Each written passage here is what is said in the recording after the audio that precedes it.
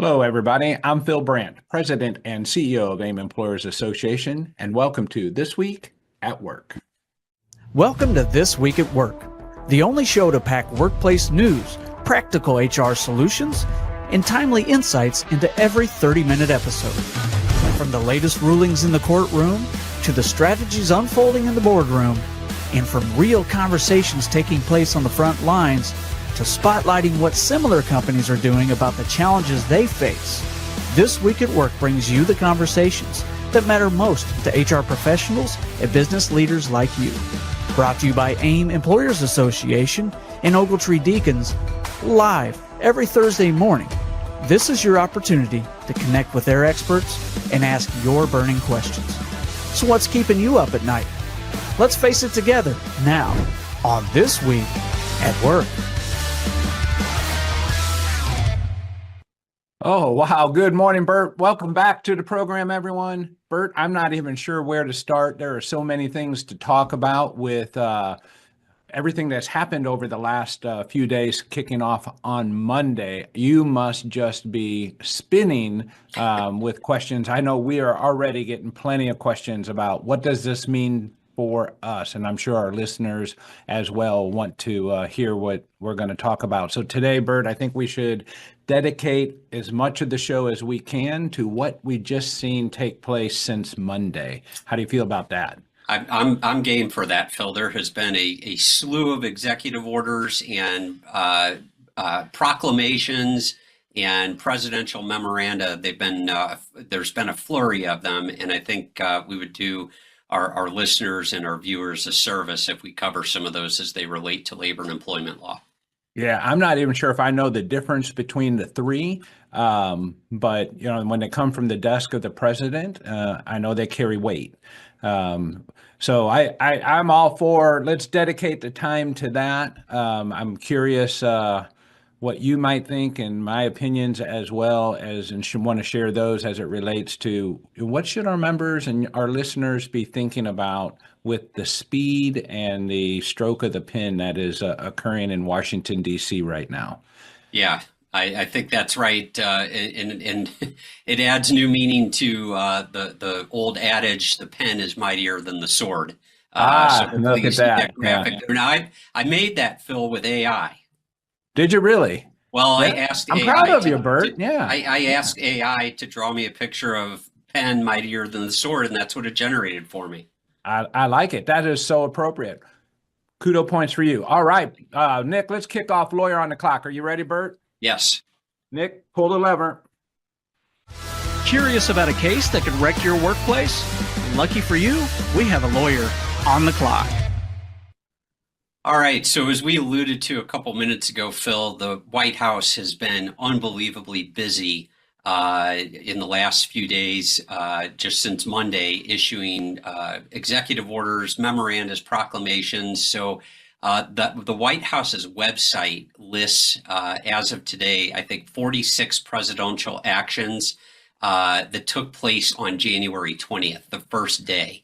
And just by memory, if you recall, President Biden on his first day in office issued 20 executive orders, which was really quite significant. It was the most robust first day for executive orders in the history of the country. And President Trump shattered that. He issued 46 of these presidential actions. 26 were executive orders, 12 were memorandas, and 4 were proclamations. So a lot of activity going on. So we all know that from a constitutional standpoint, the president does not create laws. That's the province of the legislature. But the president really has some pretty significant authority to direct how the federal government operates. And that includes how the federal agencies enforce the law. So there's really not an official definition of executive orders or memoranda or proclamations, but they kind of can be defined as written directives from the president to government officials and agencies on how the president wants the government to operate. And every single president, going all the way back to George Washington, has issued at least one executive order. Now, the pace has really picked up, though, in recent years. You know what was interesting as we look at it, to me, it's not only the pace of what Trump did on day one, but it's the pace of what Biden did on his last day as well. I mean, it was a sword fight, if you will, on the way out. And that's unusual as well. And I think that adds to the head spinning of, wait, what just happened? Yeah, I agree with you on that. And speaking of sword fight, I mean, one of the first executive orders that President Trump signed was he signed an executive order that was titled, quote, "Initial rescissions of harmful executive orders and actions," end quote. And you won't be surprised to know that that swipe of the pen by President Trump revoked 78 executive orders and memoranda that had been issued by the Biden administration. Yeah, that's a lot. That's a lot of reversal right there. And Yes. that is going to put our listeners into a headspin, right? Because again, you've said it many times, and I'm 100% aligned with it. I almost don't care what the outcome is. I have an opinion. I'd like to see it a particular way, but I'd like it just to be stable. Right. And right now we're experiencing unstable. Well, it depends, I think, Phil, on how you look at it, whether it's returning to more of a normal sort of role of government, or whether government is going to be a progressive advocate for change. And Right. so I think there's a philosophical difference there on what government's role should be. And unless people have been living under a rock, meaning that they haven't been watching This Week at Work, people know very well that one of the things that I fully expected to see on the first day of the administration were a whole host of executive orders and initiatives going after diversity, equity, and inclusion, and also the climate issues. And so, so the Trump, this order revoking the 78 Biden executive orders was meant to deal with executive orders that, quote, embedded deeply unpopular, inflationary, illegal, and radical practices within every agency and office of the federal government, end quote. That's not me making that up. That's what the executive order itself said. Yeah, that's broad. That's very broad and very sweeping. You mentioned about living under a rock. A lot of people live along the coast of the Gulf of America. And I know there's some significance to that. And I hope that's something you plan to maybe to address as one concept there.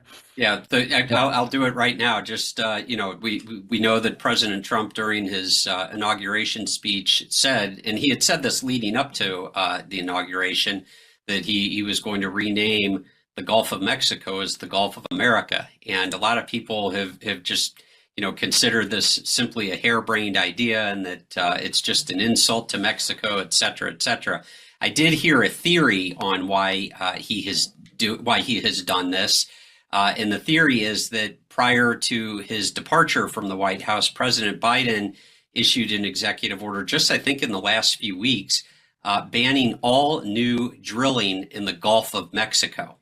And so the theory that I heard is that if it is no longer named the Gulf of Mexico, and that is now called the Gulf of America, that Trump can make good on his campaign promise of drill, baby, drill. Yeah, that's the same theory I have heard. It seems like that should be wrapped up a little tighter than the naming convention of a particular location, but maybe that's just the edge you need to drill.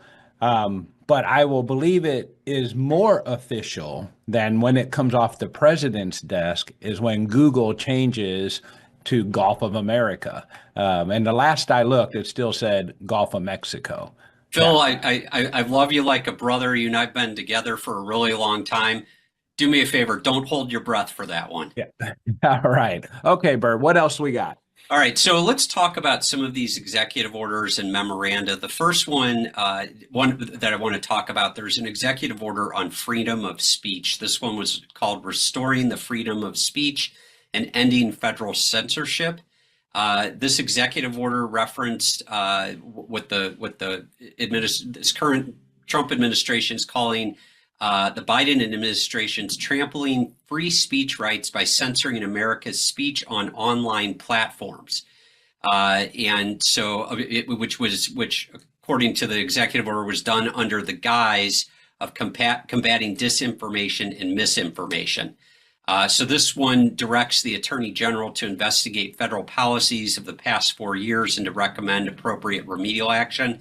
That doesn't necessarily impact on labor and employment law itself, but it does impact a lot on individuals' freedom of speech in what they can say and not say out on social media.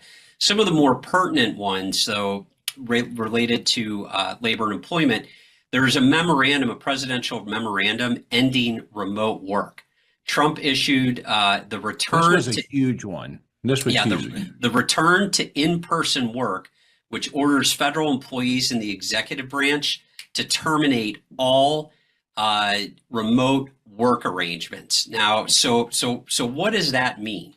So according to the Federal Reserve Bank of St. Louis, right here in St. Louis, the federal workforce is over 3 million employees. That's a huge workforce, obviously.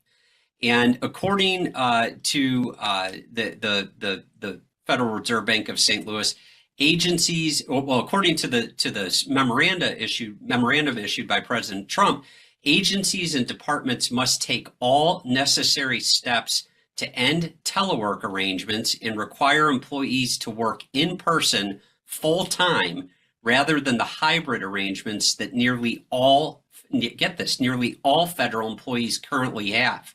Now, yeah, this is really interesting. Heads of agencies have some wiggle room in implementing the executive order. They have the authority to make exemptions they deem necessary. It does not give a specific date for implementation of this executive order. But get this one.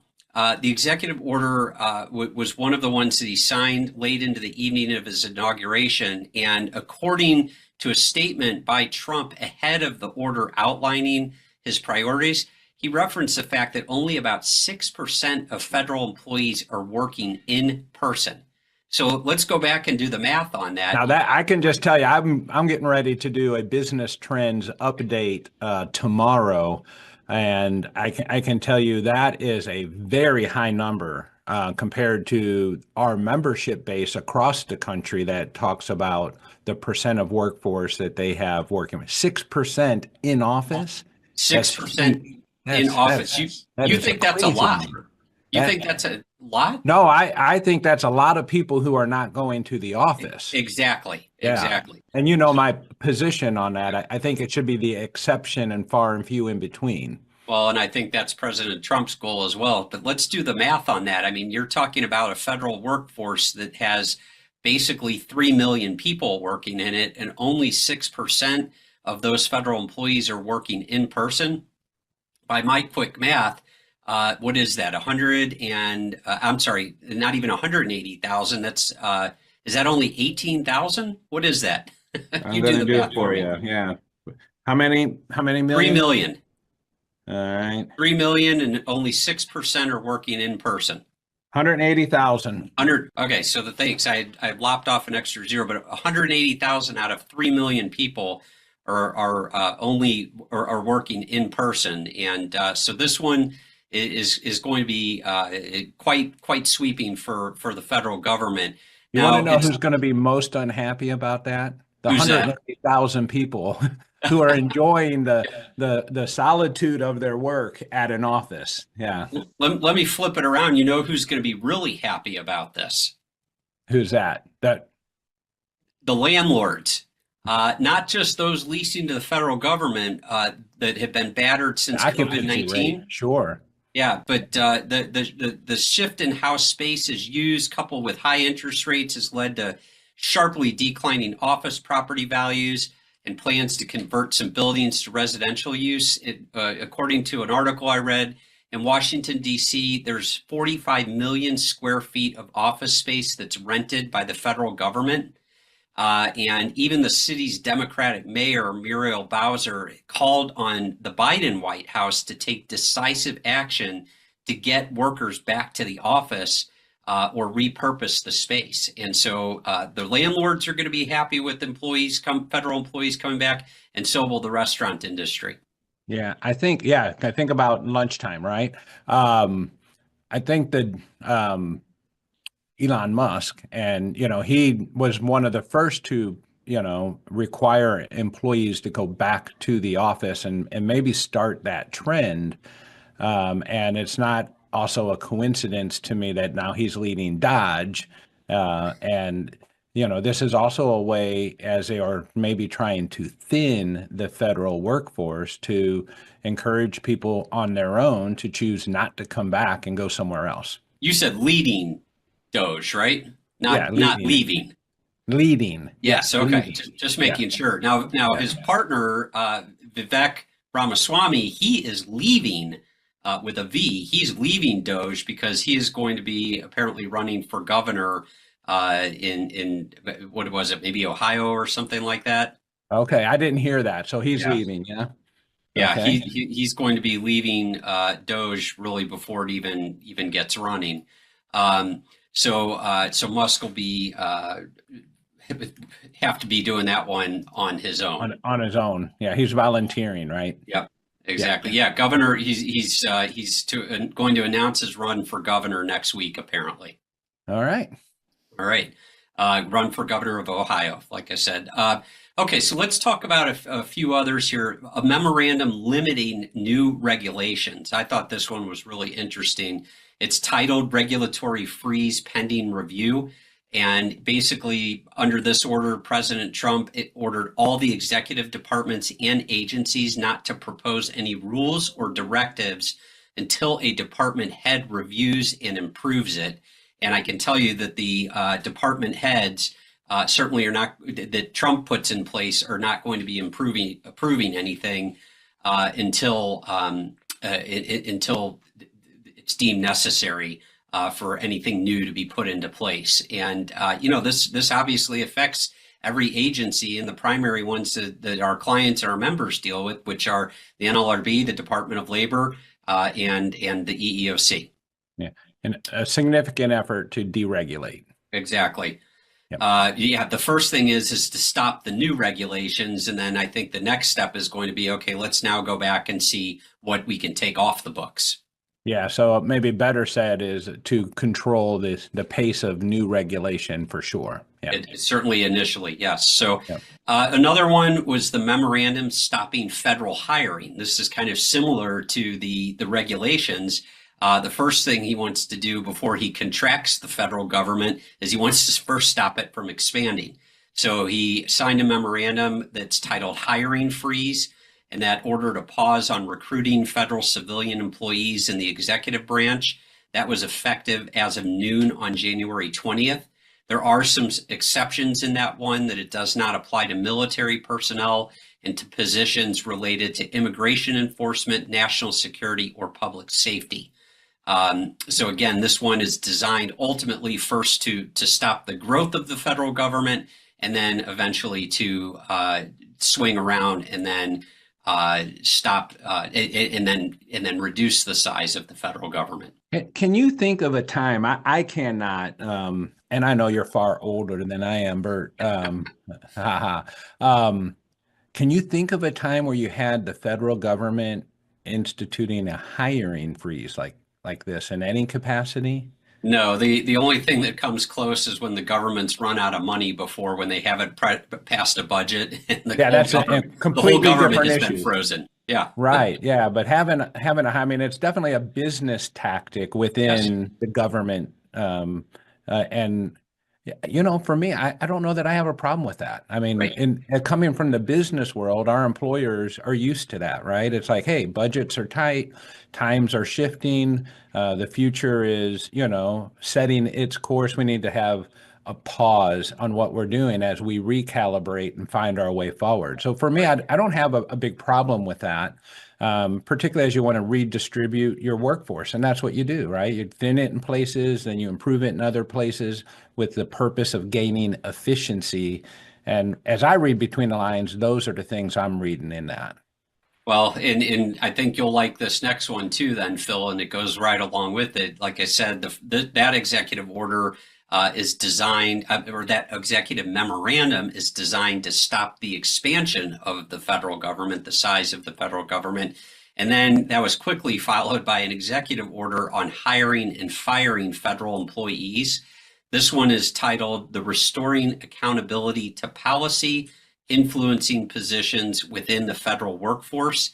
This one restores and amends an executive order from President Trump's first term, and it rescinded a Biden executive order that effectively makes it easier now to hire and fire certain federal employees with an eye toward making sure that they adhere to what the executive who's in the White House, what his or her preferences are. So an addendum to that reinstatement executive order says, and I'm going to read this one, quote, "Employees in or applicants for schedule policy/career positions are not required to personally or politically support the current president or the policies of the current administration. They are required to faithfully implement administration policies to the best of their ability, consistent with their constitutional oath and the vesting of executive authority solely in the president. Failure to do so is grounds for dismissal." So I really found that one interesting. It's not saying Break that one down a little bit more for me.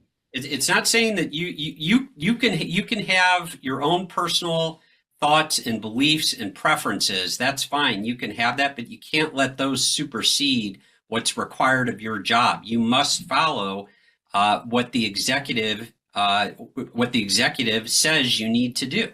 Yeah. So some people would call that trying to make people loyal. But really, there are times in all of our jobs we do that in business all the time again, right? So you're right. I do like that one as well, in the sense that there are plenty of times when we all do things we don't necessarily 100% align with, but it's not otherwise unethical or immoral. And it usually, our listeners in HR will know it falls under "and all other duties as requested." So it sounds a little bit like that to me. And again, if it's not unethical or immoral, I don't have a problem with that. Yeah, there are many times in my career where I've had to defend employers that I found the cases and the allegations against them completely distasteful. But my job is to be a zealous advocate for those clients. And that if they did something wrong, it's up to the plaintiff's counsel on the other side to do their job to prove the claim. And so my clients are entitled to a defense. And so I do things that I may not personally agree with, but that's what the job demands. And I think that's what this executive order is really targeted at. Yeah. I mean, we can't have 350 million Americans personally agreeing with everything, disagreeing with everything. We'll never go anywhere. That's exactly right. All right. So we've mentioned or alluded to this one a little bit already, that President Trump signed an executive order titled, quote, "Establishing and Implementing the President's Department of Government Efficiency," end quote. So that's the DOGE department. And he had promised to create this and install Elon Musk as the head of this department. This order gives DOGE advisory powers to maximize governmental efficiency and productivity. Interestingly, these are just advisory powers, but I think that when the advice is given by DOGE, then it's up to the executive branch. They can then implement the advice that's given by DOGE. DOGE is already facing multiple lawsuits, including one alleging that DOGE violates the Federal Advisory Committee Act, which oversees the public accountability of federal advisory committees. So we'll have to see how the litigation on that one shakes out. Yeah, that one is, for me, most interesting. Yes. Yeah. All right. Now, here's where we'll probably spend the bulk of the rest of our time. I know we only have a few minutes left, Phil, this morning, but President Trump issued some executive orders, first of all, defining gender and also eliminating transgender protections. So in an executive order titled defending women from gender ideology, extremism, and restoring biological truth to the federal government. President Trump outlined federal definitions of women and girls as females and men and boys as male, and defining male and female as biological, binary, and immutable, which means it's not changeable. The order also seeks to remove the promotion of gender identity and gender ideology from federal policies, communications, IDs, and more. The order calls for imprisoned trans men to be detained in women's prisons and trans women in men's prisons, and it calls for agencies to restrict intimate spaces by sex and not identity. The order also sets in motion the rollback of a Biden-era guidance about transgender people and gender identity, including certain Title IX protections that's related to educational institutions.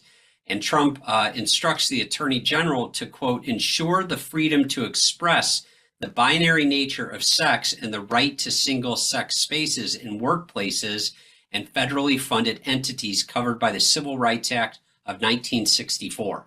So that one you can read for private employers. The administrative agencies, in particular the EEOC, is supposed to be protecting people's freedom to express the binary nature of sex and the right to single-sex spaces, such as bathrooms and locker rooms. And basically, just because someone tells you that they want to be called by their preferred pronouns, you as an individual would have the freedom to express the binary nature of sex. Okay, that's a mouthful. Yes. Yeah. There's also an executive order to end DE&I programs called the Ending Radical and Wasteful Government DEI Programs and Preferencing. And that order called for the termination of all DEI, accessibility, and environmental justice offices and positions across the federal government. And just, I think yesterday on Tuesday night, President Trump basically ordered all of the federal DE&I offices to shut down as of the close of business yesterday, Wednesday. So in that case, is it shut down, go home, you are now unemployed, I've closed them? No. Do we have any insight into knowing what that means? Yeah, they've all been placed on paid administrative leave for a period of time. I'm not sure how long that is, but they've all been placed on paid administrative leave. And I think clearly the writing is on the wall for those offices at the federal level. And I think we've talked about this many times on our program, so our loyal listeners understand the guidance that we've been providing and the, tread carefully with DE&I programs. Not that we aren't in favor of inclusion of people at work, but when we're talking about establishing goals and those types of things, we saw this start at the universities, and we talked about the University of Missouri ending their program as they had it designed. And I mean, this is taking it another step forward. So I think there's even more caution to heed as we go forward. Be extra careful now. You can't have a program under DEI or whatever else you would call it that favors one race or gender or age or disability or anything else like that to the exclusion or detriment of another. It's literally an effort to try. If anybody watched the inauguration, there was an African-American pastor, I think, who did one of the I'm going to come up with the wrong words, but an invocation or whatever it's called. And, he even stressed, the idea of Martin Luther King trying to return to a colorblind society where people are judged on the content of their character and not on the color of their skin. Right. Yeah, absolutely. Now, how does this play, or does it play at all, for affirmative action planning? It remains to be seen, because kind of as we talked about with respect to some of the DE&I efforts, just a couple of days ago, the Trump administration issued another executive order. This one dealt specifically with with the Office of Federal Contract Compliance.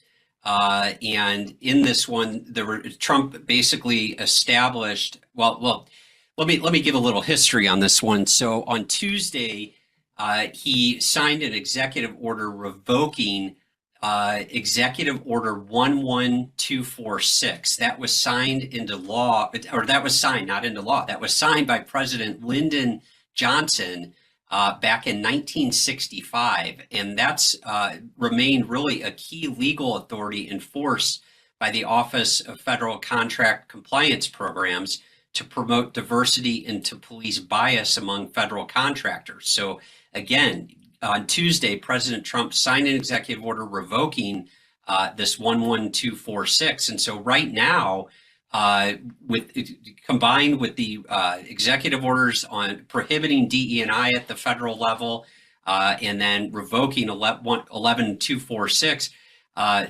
OFCCP is kind of up in the air. Affirmative action programs. That sounds that way to me as well. Kind of up in the air. I know my firm's digging into this. Our OFCCP lawyers are going to be coming out with some guidance on what this means. Now, of course, we know we'll see some litigation over this. And interestingly, President Trump's directive established a 90-day period during which federal contractors, and I'm going to read another quote, excuse me, easy for me to say, quote, may, not shall, but may continue to comply with the regulatory scheme in effect, end quote. Yeah. And so he said that that directive came out on Monday just before he rescinded that executive order on Tuesday. So I think there's a period that federal contractors may continue to comply, but it doesn't say that there's any sort of penalty if they don't comply. But I would strongly suggest that you continue. If you are an employer that you're subject to reporting of the OFCCP, you continue down that road for a period of time till we get a little bit more guidance from my firm's OFCCP lawyers on this. Yeah, I think that that one's a little reaching in the concept, and I do agree with your advice. I would stay the course until we know more. And here's my thoughts on that. One is, that doesn't mean the person who's establishing the distribution of contracts understands what's going on and may or may not make decisions based upon updated submissions of contracts, right? So you submit your proposal, and part of your proposal is you have your affirmative action plan, and that gets submitted. You have a human being somewhere that's checking off a list. And until that comes off of that list, you don't want to be excluded. Right. And I think that would be something I would use caution on. I'd rather submit it and not be excluded because I submitted no harm, no foul, versus I didn't submit it and it hasn't trickled down yet to an individual at a private employer that contracts with the government that says, well, you didn't submit the proper paperwork, so therefore you don't win the bid. Yeah. And I think that's an important piece to consider. And then the other thing is we have a lot of individual states guidelines in this space too that are going to be up in the air, and we're going to see a ripple effect from that.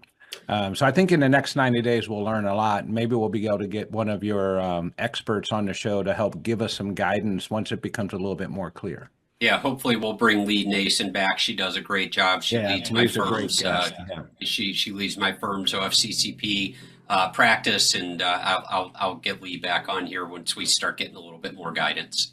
Well, Burt, I know you and I could talk about this all day, but we do have one burning question that I would like to get to. And so, Nick, I'm going to ask you, let's have those sound effects for the burning question. Perfect. There we go. We need a little bit of heat, as cold as it's been, and all the snow that they're getting down in the Gulf of America. All right. Okay, Burt, here's our question. Addressing the address. Okay, that's the title of this one, Navigating Pay Rates and Residency. So here's the scenario. An employee initially listed a California residence on his application. The hiring manager discussed pay adjustments based on California regulations and asked him for an out-of-state address. He later provided a Nevada address, but reported lives in his vehicle. how should we address this situation? And I know many people who live in a vehicle and travel about, whether it's a, an RV or a camper style, remote living, and they move about. So it's maybe not that far-fetched. He's living out of his vehicle and submitted a California address. Yeah. Thoughts? Yeah, I think, I'm not one of these our firm's payroll experts, but I think we would want to tell him that we need an address for him, an actual address, so that we can properly withhold state income taxes and ensure his insurance coverage is appropriate for the state in which he resides. We also need that information to ensure that we are complying with state employment laws for the given state. Interesting here. I would, ask the employer, did they conduct a background check on this individual? What did it show with respect to his address? Did he falsify his application? I mean, I'm seeing a lot of red flags here with somebody who won't provide an actual address. I mean, not even a PO box or anything. What address? I guess I would want to know, what address did he put on his W-4? We could probably just use that address. And then if it's in California, we're going to have to ensure that the individual is being paid properly. If he's living out of a car, I think, again, we would probably want to tell him we need something, because we have to be able to correspond with him and verify residency to make sure that we are complying with the law in the state in which he's working, and being able to communicate with him. Yeah, I mean, I think there is that, where is he trying to establish residency? Because knowing, the tax laws and different things, he's going to have to pay taxes in the states in which he's working from as well. So his individual income tax is going to be a mess. But I am really tuned into, when did we learn this? Was it disclosed up front? Was it something that was discovered after we hired, and why was that not discussed? And do you want an employee who is on the road like that? And is he living in a vehicle, and does that represent the image and the position that you're hiring for? Or is he, he lives in an RV, he's once retired and now he and his wife travel in an RV? There's some things I don't know that I would want to know a little bit more to make sure it's aligning with what our business really is expecting from an employee calling home base. Well, and then, I guess we get to the point, Phil, where at some point this employee is going to have to, this newly hired employee is going to have to complete their Form I-9 no later than the first day of employment. And the I-9, of course, requires the name, the address of the employee, the date of birth, the employee's U.S. Social Security number, their email address, and a telephone number. So, at some point we're going to have to collect this information. And if he can't, put an I-9 together, I mean, I guess I'd have to check with one of my immigration attorneys. But to me, it sounds like if there's no address on there, the I-9's not completed, That's right. and he can't commence employment. Yeah, and that is one of the challenges I know that people face with, hiring someone that's in between residences for whatever, whether it's a hardship situation or something different. But there you go. That's a great burning question. Hopefully that gives you some insight. And I think when you get into those scenarios, you need to give the hotline a call or look up Burt over at Ogletree and discuss this with him.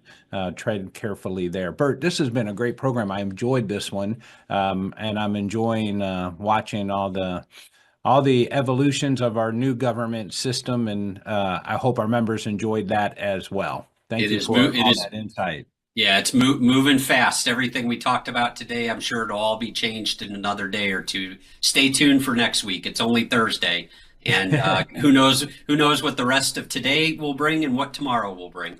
Absolutely. We ran it a little long too, but I'll take blame for that. But I mean, this is good information, and so you guys are rolling. We just need to keep going, get that information out there. So once every 4 years.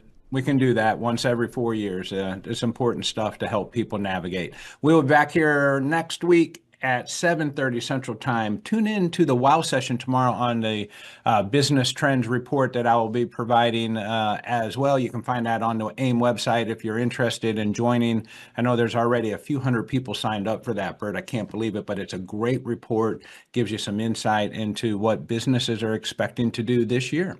And we'll talk to you then. Until then, go be good, somebody. Thank you once again for tuning in to This Week at Work.